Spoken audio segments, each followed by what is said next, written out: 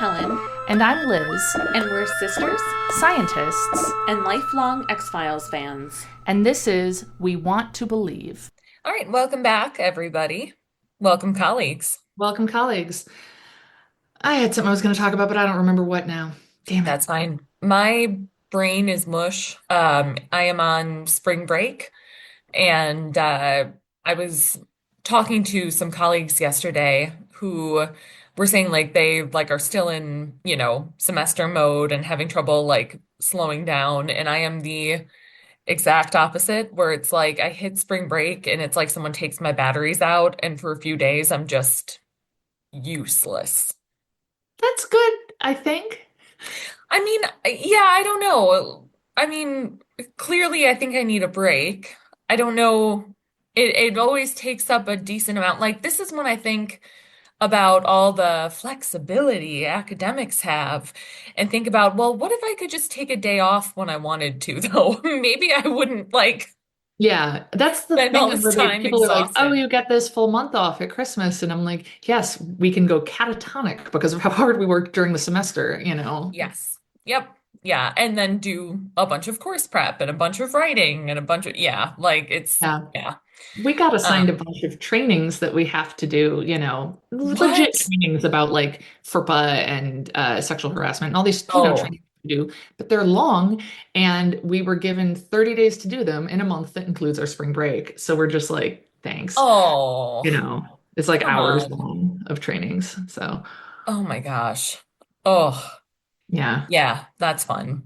And yeah, Yeah. like they've gotten a little bit better about it, but yeah, they'll also like schedule meetings during Yeah. winter break because we're on contract. So it's like, well, it's not Yeah. really a break then, is it? Like Adam pointed Right. out, like we're also on contract technically. It's Saturdays at 10 p.m. Should we have meetings then? Which I feel like depending, he can say that at Platteville. I don't think we could say that like at Madison, they might be like, yeah, that's a good idea. That's empty. Yeah. Yeah. Yeah. I mean, that's the thing.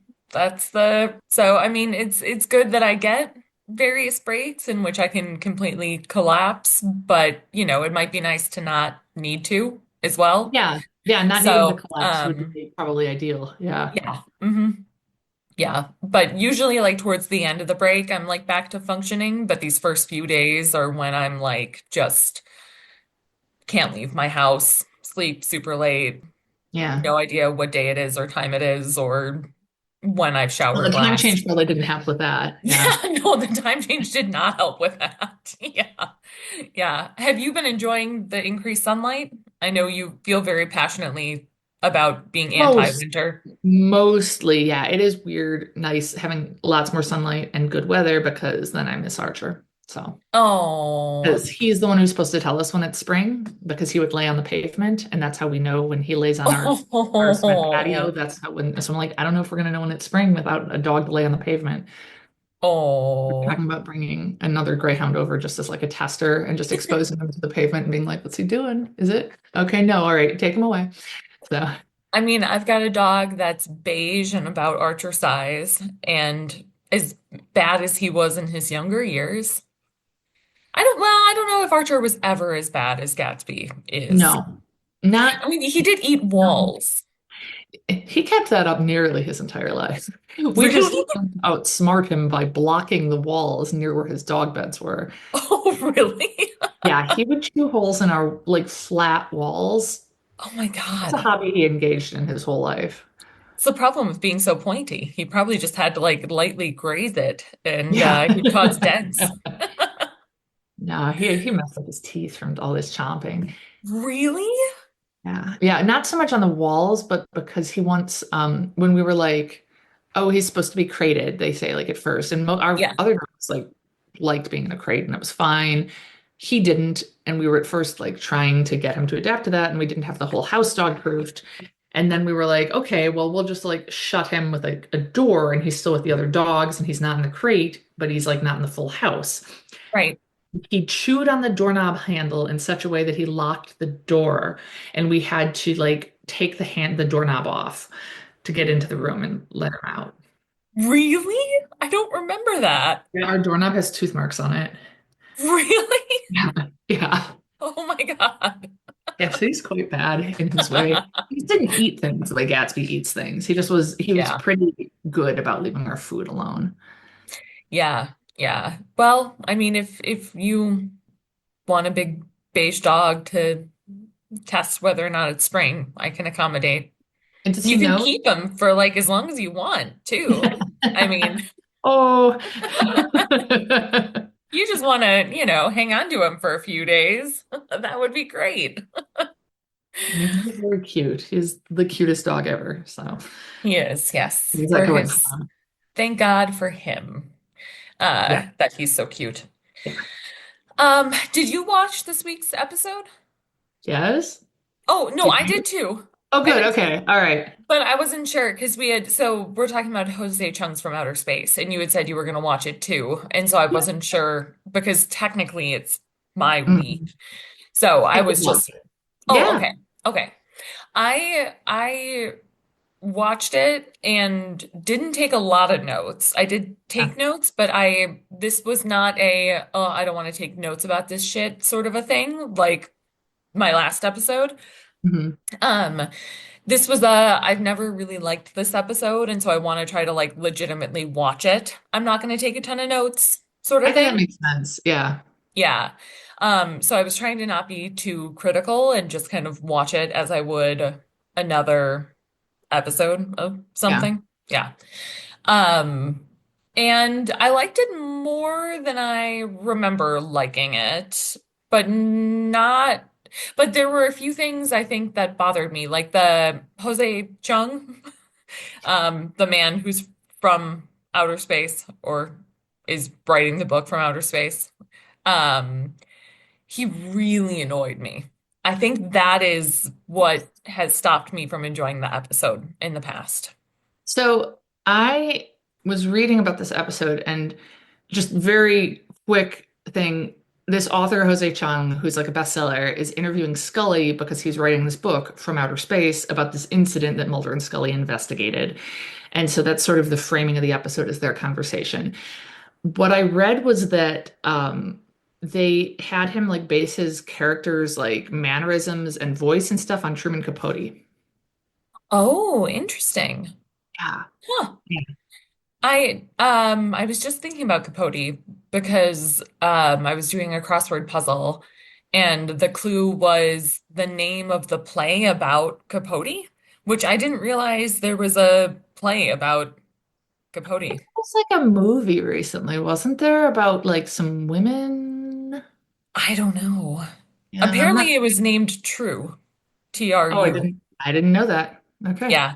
I only That knew that because that does not ring a bell. Okay. I got the other clues near it. I didn't know it. Um, but weird, really? Yeah. And that they'd wanted so it was Charles, oh my God, I almost said Charles Hayden Savage, which is Steve Martin's character in Only Murders in the Building. Oh, It's three names, Charles Nelson Riley, who was in is like a bunch of Broadway stuff. the actor who plays Mhm. him? Oh, Yeah. really? And that they had wanted Rip Taylor for it, which Hmm. how do you know Rip Taylor? Because I know how I know Rip Taylor. Just from Wayne's World. Yes, Rip Taylor. Yeah.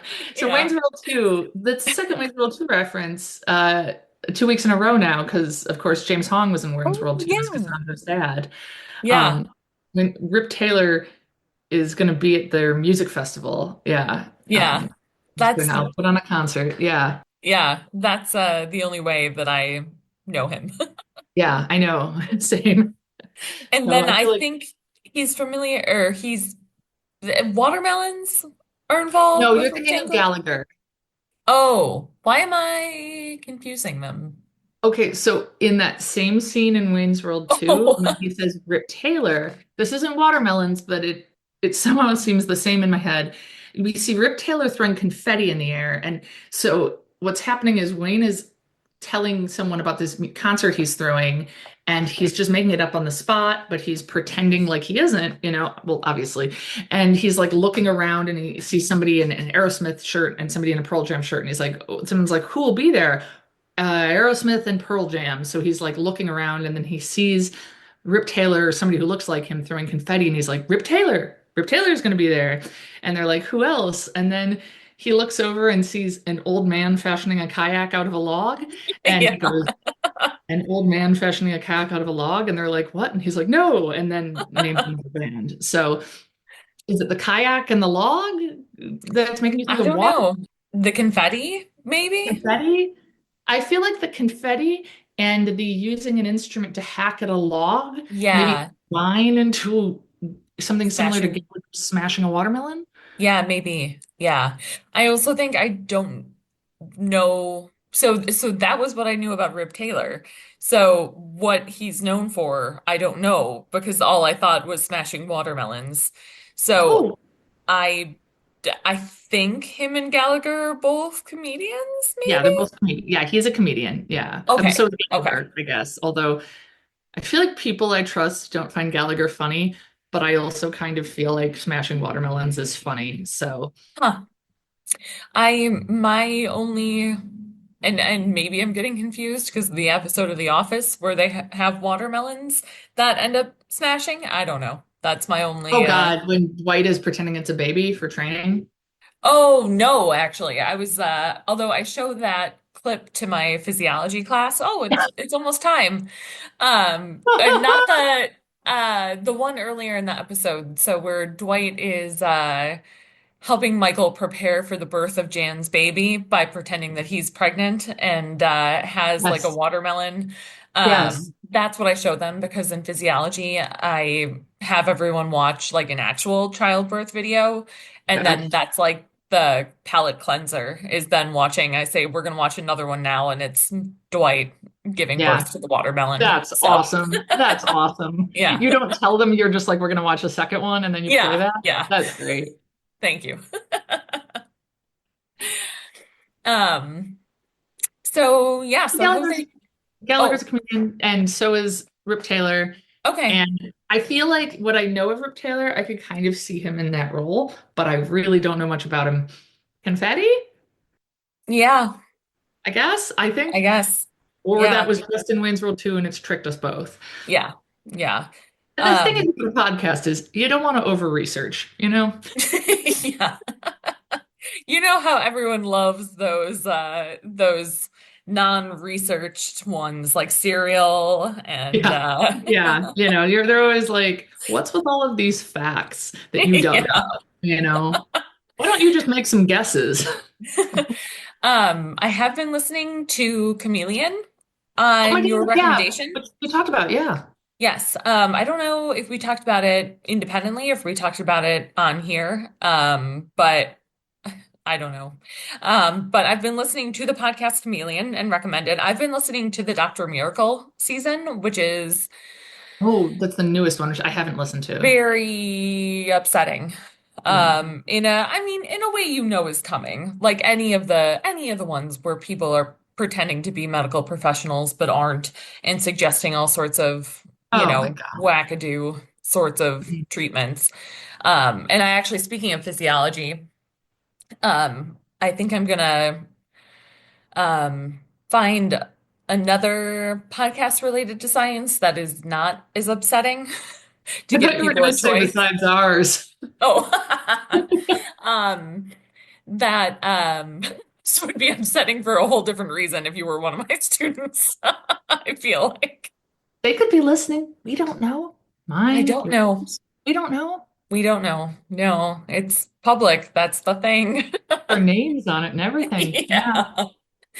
Um, no, but I think because there's I might assign it as extra credit and then like a reflection telling me about the physiology of it because there's some interesting stuff related to physiology in the Dr. Miracle season, like mostly related to like, well, this guy's insane because that's not how human physiology works. Oh, And so I think it would be interesting to discuss because that guy's insane. That's not how human physiology works. wow. So, yeah. Interesting. Okay. Yeah, it's like, yeah, no. You can't alter the pH of your blood by eating a bunch of avocados. And that's a really good thing because that would be really bad. Oh, I Yeah. really have some questions about that. Okay. Yeah. And he Huh. has no answers because it's all made up. Look, So, I'm pro avocado, but mm, I mean, absolutely. But you're just not pro. recreationally. So. Yeah. So it starts out the episode in Washington, and a teenage couple are coming home from a date.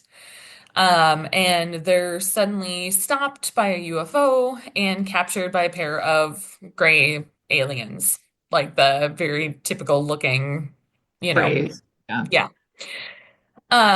But then another sort of alien thing comes Hmm. out, Like which, claymation, sort of, or like guy in a yeah. suit. Oh yeah, because I think it is a guy in a suit. I think they said it's played by a guy who's a stuntman for Oh, the really? show. Yeah, Oh, that's funny.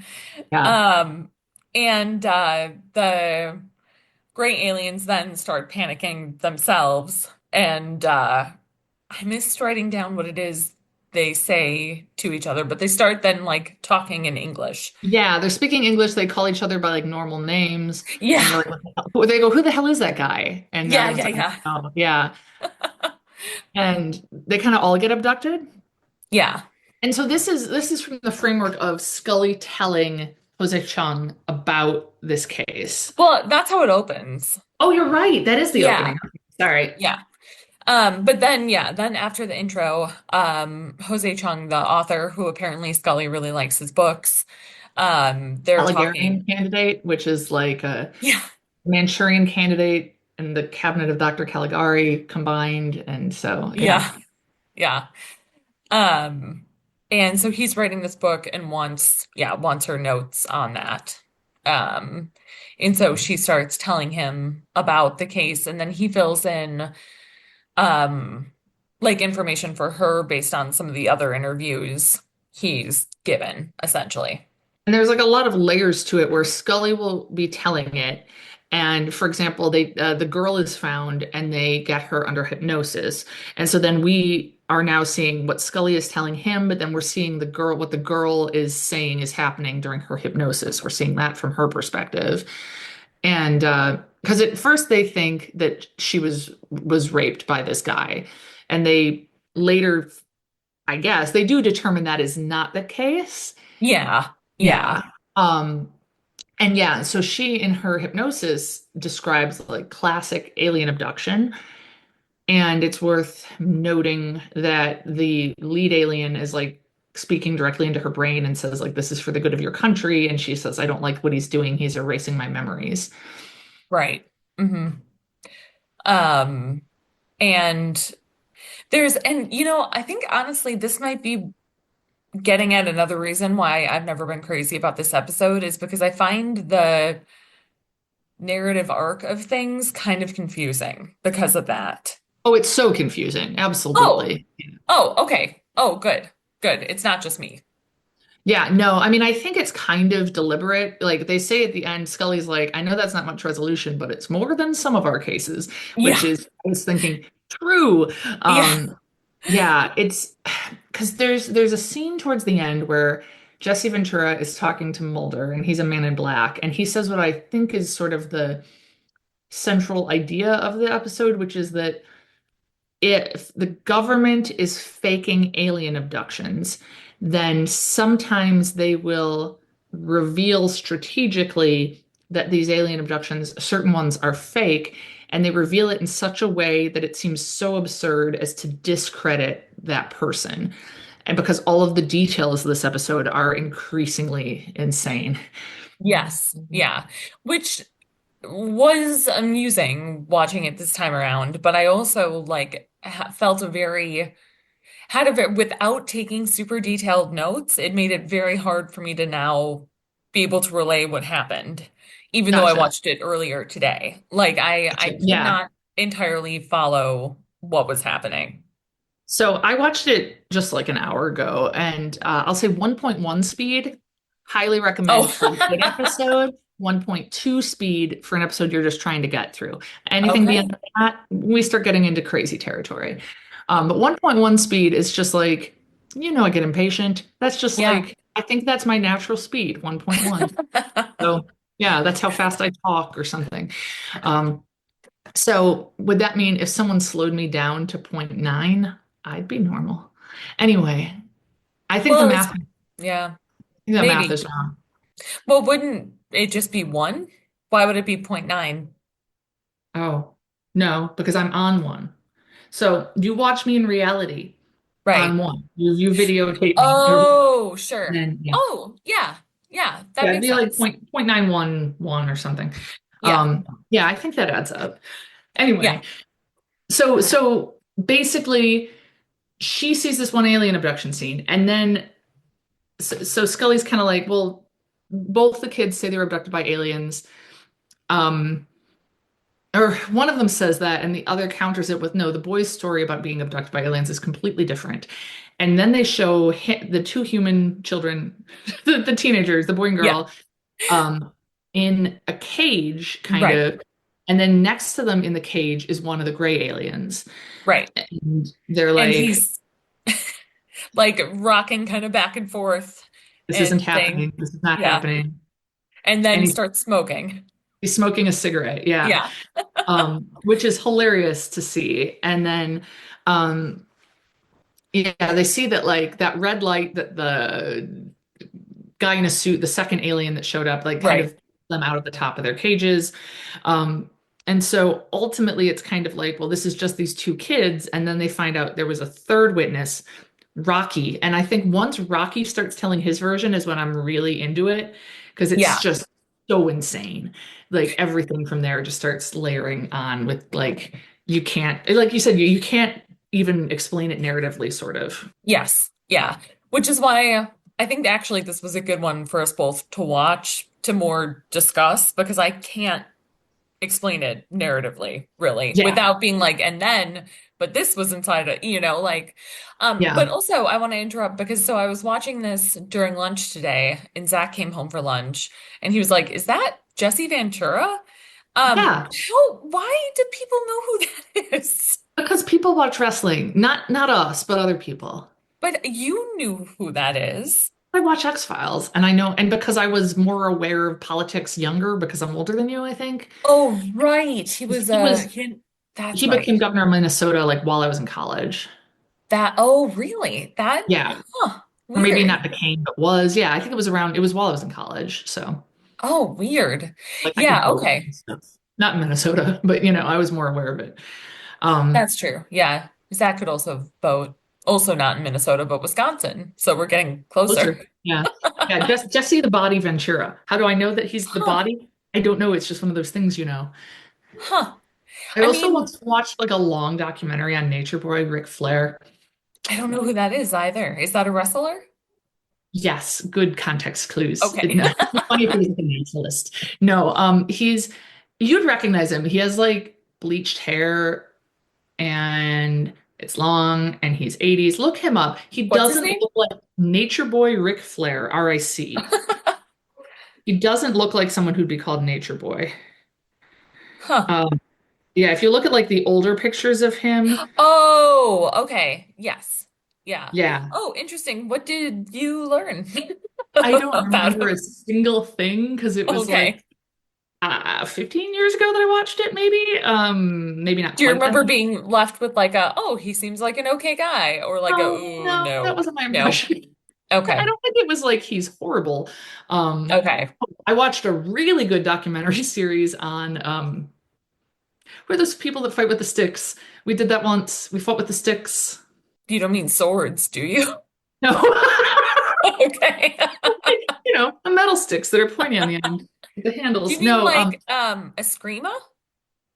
no, I don't know what word you just said actually. Oh, it's a Filipino martial art that No, I did no, for a while. No. no, no. Okay. Me and you, we went to a place. Like yes. American Gladiators. American Gladiators. Oh, did they do that in American Gladiators? Yes. You have Oh, to fight a gladiator. oh, you're referring to like at Urban Air or one of those trampoline park places where there's like Yeah. a foam pit and you've got like a long padded stick. Yeah. Yes. Yeah. That you Um smack each other with. Yes. Yeah. Yeah. Yes. I did I very watched poorly. I watched a really good short series of documentary about American gladiators. So, Really? yeah. Huh. Oh, well, that's good to know. Um, right. So they're So, talking to, oh, what was that? yeah, I'm like, so where were we? They were Oh, Rocky just got Rocky. involved. Yes. So he's a lineman who witnessed or claims to have witnessed the abduction.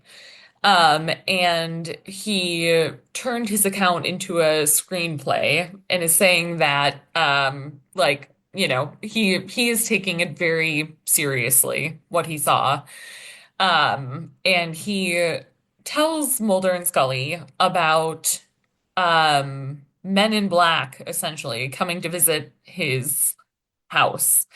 Mhm. When was, again, maybe I could have researched this. I can tell you, this I Oh, did. I know what you're going to ask. about Men in Black? This episode came out in spring of 96.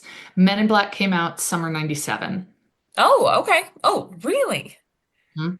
Interesting. Absolutely. I feel like I never would have been familiar with the term Men in Black had it not been for the movie.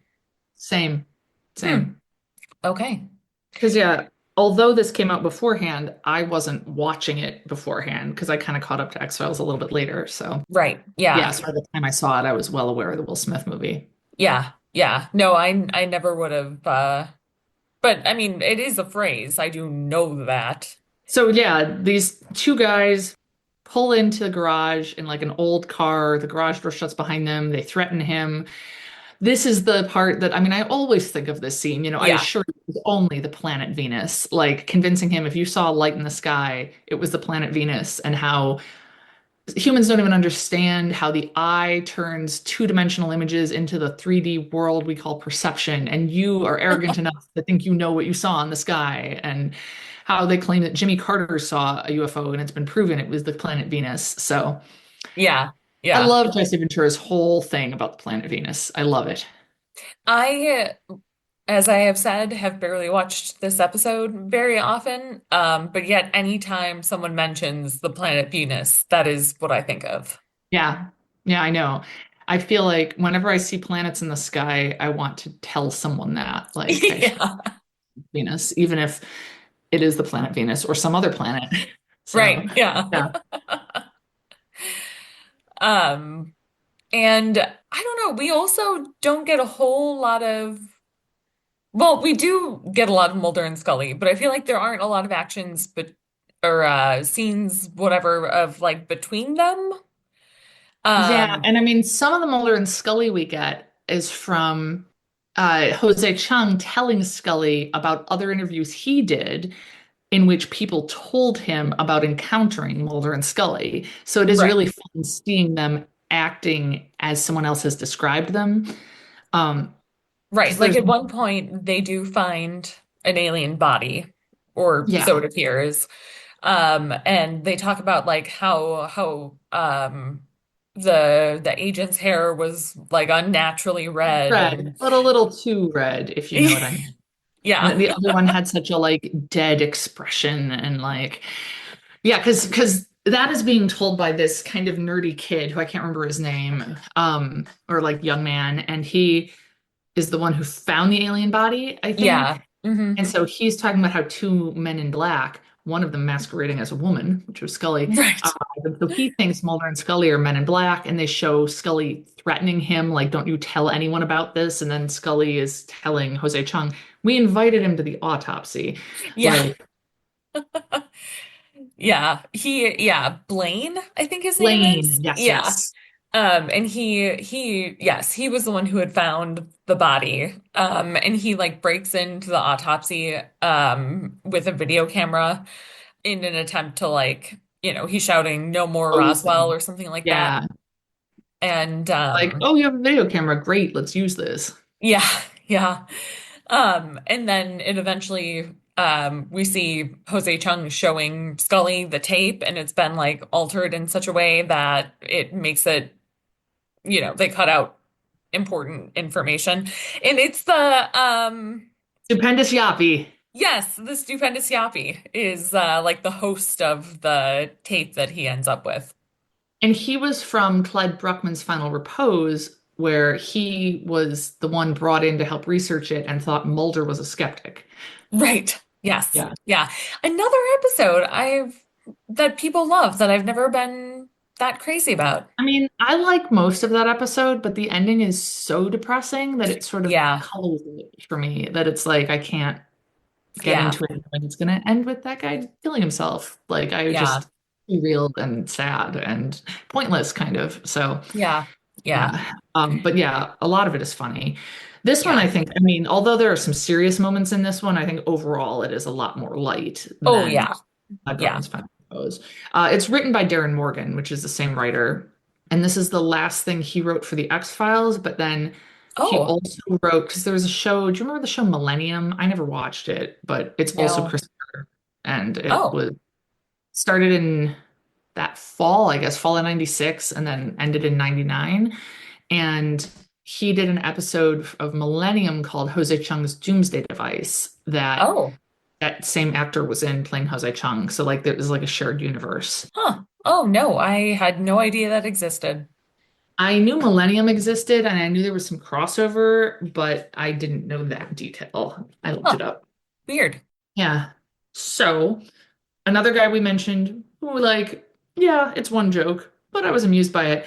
There's also the detective in the town in Washington who Mulder and Scully are working with, who Scully is conveying everything he said and bleeping out the words he said. So it Yeah. shows the actor saying, bleep and blank and all this stuff. And it's pretty funny. It is. Yeah. Yeah. No, like I said, the character of Jose Chung really annoyed me. Hmm. And I found it a difficult timeline to follow. But if I hadn't been, I think not taking super detailed notes did, not that I would have been taking super detailed notes when I had watched this previously, um, um, did help me appreciate it a little more. Like I did enjoy watching it this time. So back at the autopsy, they find two layers of epidermis, and one has a metal strip, and they realize, oh, it's a zipper. There's a Yeah. human inside, dead. And I got a little bit confused with this part, but it was somebody, a naval officer, I think, who had gone AWOL. Yes, I believe so. Air Force, I think. Air Force, that makes Yeah. Hmm. chips, Yeah. air And chips. his superiors arrive to claim his body, but then it's missing. And Um there's another guy. yes. And this confused me briefly because at first I thought this was the same person, like he had like maybe just walked away and was actually fine and not dead, but no, there was a different missing Air Force pilot, Yes, Jack Schaefer or something yes, like that. yes, And so Mulder recalls driving and seeing Schaefer walking naked down the road. yes, And he gets him some clothes and takes him to a diner, where the pilot is kind of explaining, that him and his partner had been dressed as aliens, flying secret military planes or whatever.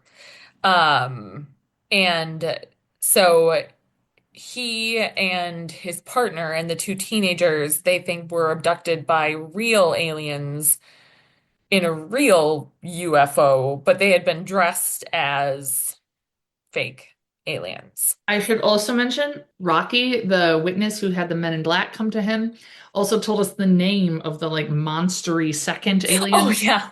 is Lord Kinboat. Yeah. Yeah, that's right.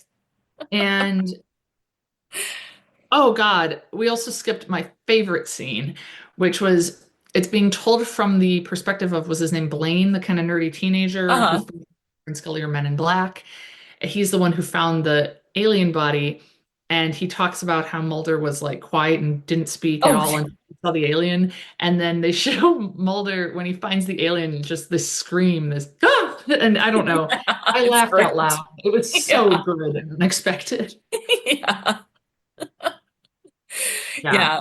Yeah, that was great. Yeah, that was while the same part when Scully had been, supposedly threatening him. Right. Yeah, Yeah.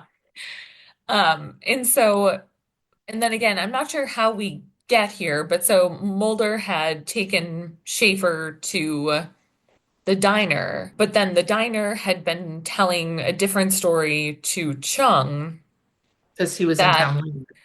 right, that Mulder had visited the diner alone that night, that he remembers that night, and Mulder was there by himself, and he kept asking the cook questions and eating pieces of sweet potato pie, and that he would ask one question for each slice of pie, and he says Yes. he ate a whole pie that way. Yeah, asking questions like, have you ever been abducted? Have you experienced this? All this stuff.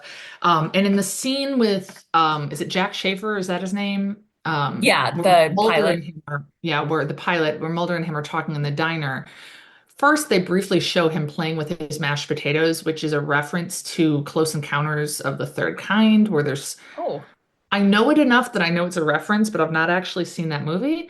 Um, so it's a reference to like shaping some important place geographically with your mashed potatoes. And so they briefly show him doing that. But then Huh. he's taken out of the diner by the officers who come and find him. Right, that's right. And That's right. so then, yeah, so then Jose Chung tells Scully, I heard it differently from the cook that Mulder was there by himself. And they show that scene with the sweet potato pie. Um, and then somewhere in there, S- Scully is telling the story of them being in the hotel that night. Right. Well, so Mulder finishes up from his perspective at the diner and then goes back to their hotel and finds Men in Black there. One of whom is still Jesse Ventura. Ventura. I feel like I'm saying that weird. Anyway, and Scully is acting all like robotic or Kind of spacey or blasé about the whole thing, like yeah, matter of fact. Yeah. yeah. And we should mention earlier when we saw Rocky have the Men in Black visit him, we see Jesse Ventura, we see the other guy with him put a hand on his shoulder, but they don't show his face. And so Jesse Ventura is talking to Mulder and gives this whole talk, like I said earlier, about how, like, yes, the US government is doing this. And then by making things so absurd, that's how they discredit people. And then we see the other guy put his hand on Mulder's shoulder and we see who he is. And it's Alex Trebek. It's Alex Trebek. Which I did not remember. Like after it happened, I recalled that happening, but I would not have been able to have recalled that. But I do also remember last week you saying that yes, I will know the Yes. who the other Yes. person is. Yeah. Yeah. And I mean, I Which is think great. I the loved idea him. is maybe to like, oh, further discredit him because it sounds so insane. And yeah, indeed, Jose Chung is talking to Scully and going, it was Alex Trebek. And she's Yeah. like, well, technically, he said it looked like Alex Trebek. Like, I'm not saying it was. Yeah. It was just great to see him there. It's just like so random and hilarious. Yeah. And Mulder, I don't think we ever really get answers as to, like, I think we're supposed to think that Scully was hypnotized. And in fact, I think we also um maybe skipped, they did a second Did skip it. hypnotizing, They did a second hypnosis on the teenage girl. hypnosis. Thank you. Um, It's a tough and word to change parts of speech, as I discovered a yeah. few weeks ago. Yeah. And then her story was more similar to the boys after they did it. And they also, Scully talked for a bit about, which we've talked about, how, actually dangerous to the memory hypnosis can be and can implant false memories. And we kind of see the girl as she's being hypnotized, like seeing outlines of the like doctors and Air Force people that were had like been involved in her abduction, had taken her after she was abducted, being overlaid with like the same positions that Mulder and Scully and the hypnotist are in. Like it's clear Uh, that like her memories are being informed by her current situation. And so I think we're supposed to think Scully is hypnotized or something. right, because she doesn't remember seeing the Men in Black. She just knows what Right, Mulder told her about them. right, right. And so the next morning, Mulder and Scully and the detective or cop or whoever he is that swears a lot, visit the site of a crashed plane, where dead bodies of two pilots, including Schaefer, are recovered. Right. And Mulder then visits with Chung, and is like asking him to please not publish the book, worried that it's going And to and discredit this is things. after Scully's interview with him ends. So it's like Jose Chung Yes, wrapped up with right, Scully, and we think, okay, he's wrapped up with Scully, and then we see Mulder visit him in his hotel. right. And asking, he's worried that it's going to discredit, legitimate UFO researchers, etc., by publishing this.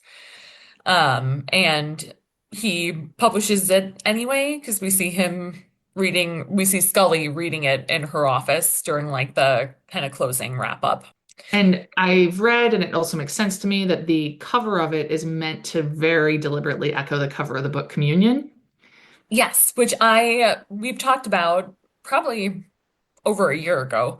Yeah. Um, how the cover of the book Communion freaked us out. You Oh, too, yeah. right? Yeah, Oh, yeah. yeah. That our mom had it for a while, right? I re- It she was in must our have. house. I don't know which one Yeah, of our parents or both of them were reading it or none. I don't know. It was in our house. yeah. None of them. That would be Okay. alarming. Yeah. It just showed Somebody up. put it in our house. Yeah. Yeah. Yeah, and I recall it well enough to recall it as I saw that as well. I'll make a pitch for the recent, since we last talked about communion here. How did this get made? Did a podcast episode talking about the movie version of Communion, which Oh, stars Christopher Walken and what? sounds absolutely batshit insane. It is an episode really worth listening to. Like it sounds like, I mean, it's like Christopher Walken at his most Christopher Walken. So Oh, wow. I mean, it's like a really, really weird book to begin with, and then it's Christopher Walken as the main character, and like, Huh. oh God, so weird sounding. So I don't ever really want to see it, but I really enjoyed listening to that episode. Have you read the book? No. Oh, okay. It's- I don't know anything.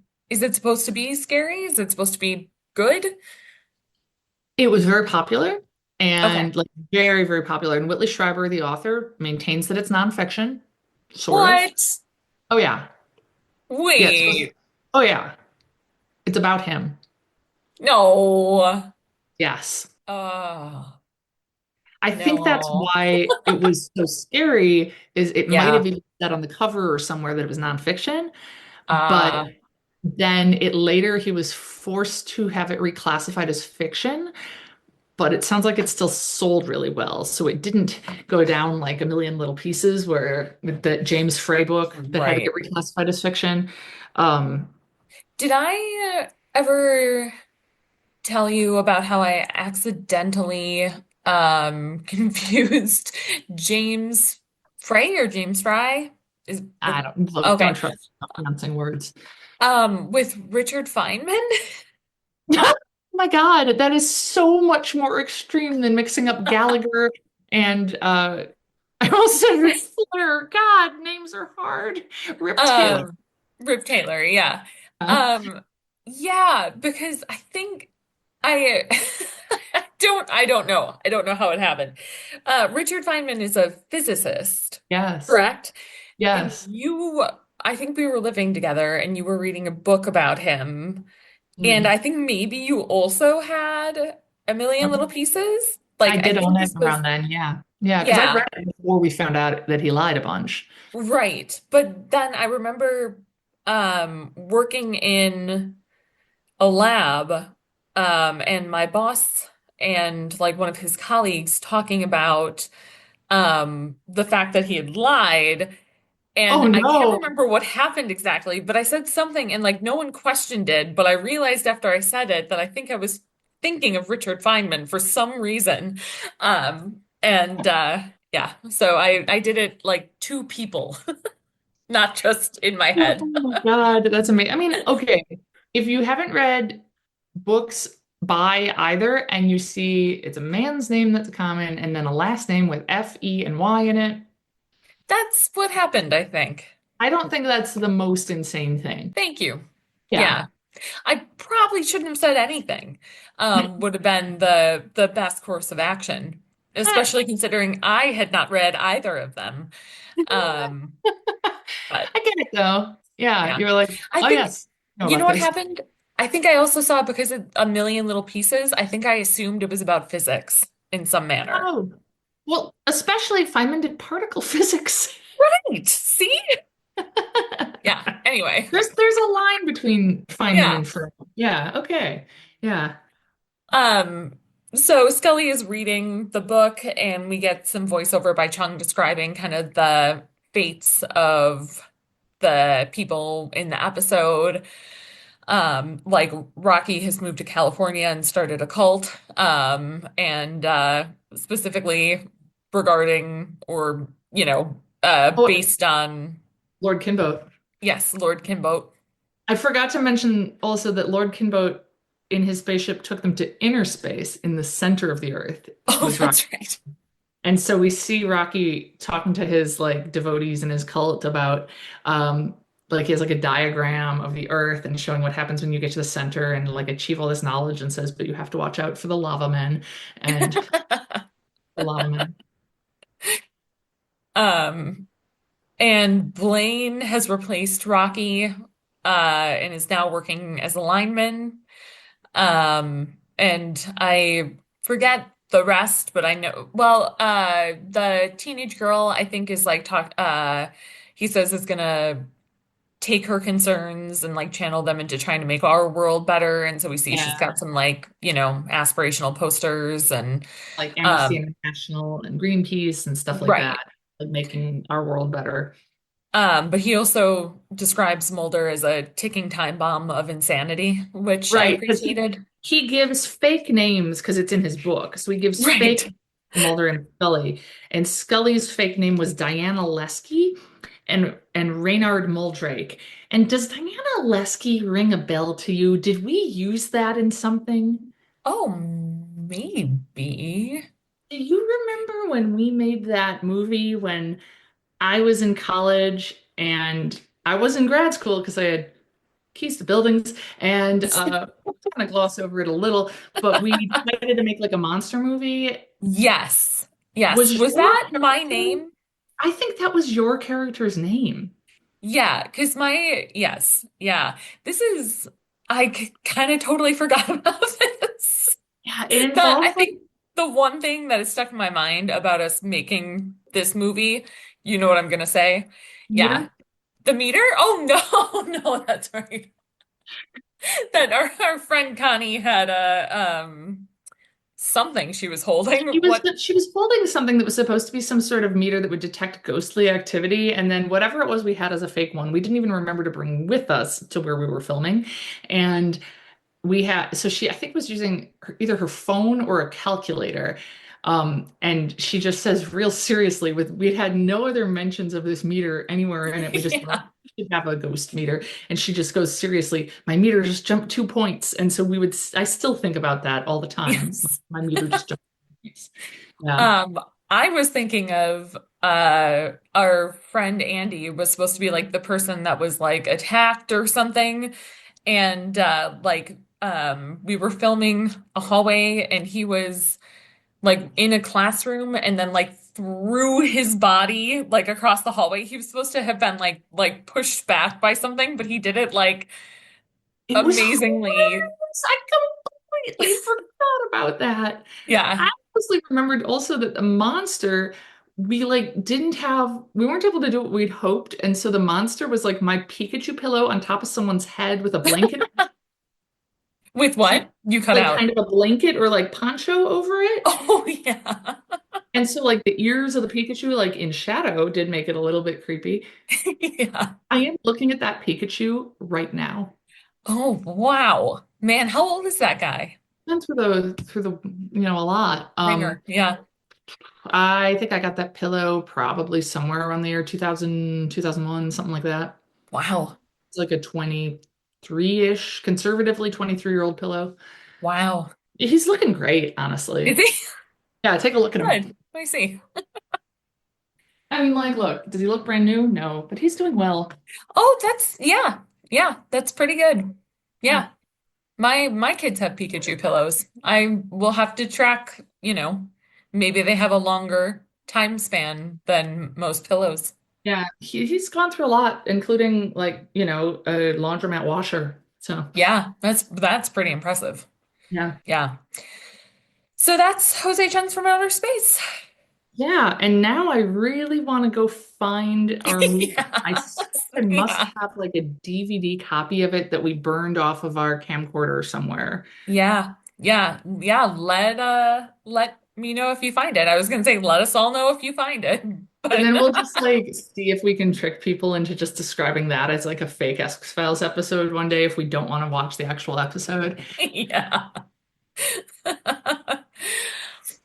All right. Well, send us your stories, and follow us on Instagram. We want to believe pod. Email us Oh, at and up Gmail. next, did you see what episode is up next? No. Avatar. Oh, is that the one with Skinner with the The lady that, Oh. yeah. Is that gonna be yours then? Since we both what's the Whatever you want. If you want Okay. it, yeah, We'll that's decide. fine. Okay, we'll figure it Okay. out. Yeah, it's All a good right. one then. Yeah. All right. Sounds good. Bye. Bye. We Want to Believe is hosted by Helen Werner and Liz Holden. It's produced by Zach Werner. The We Want to Believe theme music was created and recorded by Zach Werner. Find us at wewanttoBelievePod.com, on Instagram at wewanttoBelievePod, or send us an email at wewanttoBelievePod@gmail.com.